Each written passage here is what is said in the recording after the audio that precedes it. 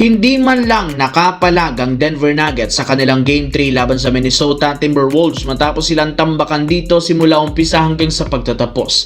11 points lamang ang naitala nila sa first quarter na siyang dahilan bakit puro pambabatikos ang kanilang natatanggap ngayon.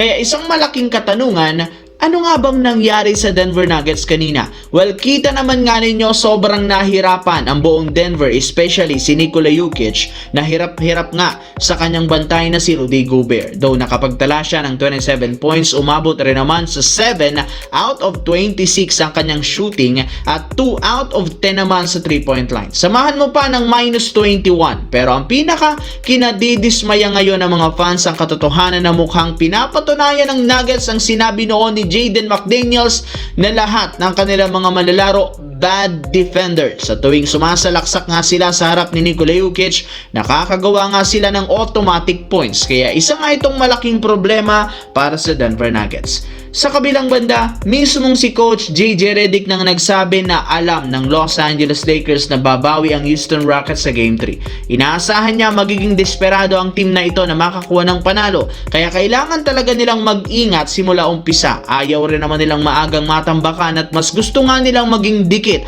ang talaan. Pababagalin nga nila ang tempo at pace ng laro para pumabor ito sa kanilang team. Bukod dyan, sasamantalahin ng Lakers ang kahinaan ni Kevin Durant. Nagiging epektibo pa rin naman ang pag-double team nila sa kanya para makapuwersa siyang mag-turnover. Siyempre, bukod dyan, alam rin naman ang team dahil sa dalawang injury na ininda ngayon sa tuhod at sa kanyang paa, limitado ang galaw ngayon ni Kevin Durant. Pansin nila, wala itong lateral movement sa loob ng court kaya inaasahang pupunteriyahin nila ito sa mga gagawing game plan sa Game 3, which is good news rin naman sa Los Angeles Lakers dito.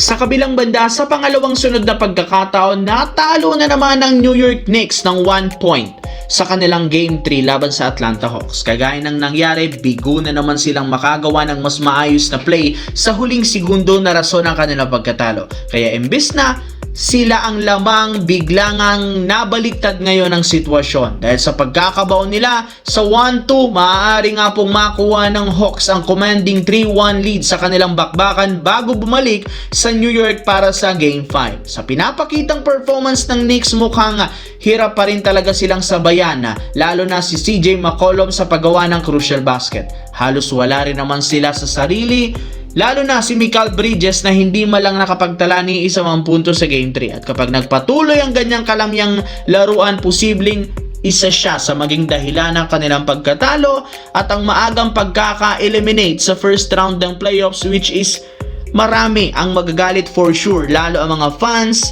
ng New York Knicks sa mga susunod na araw.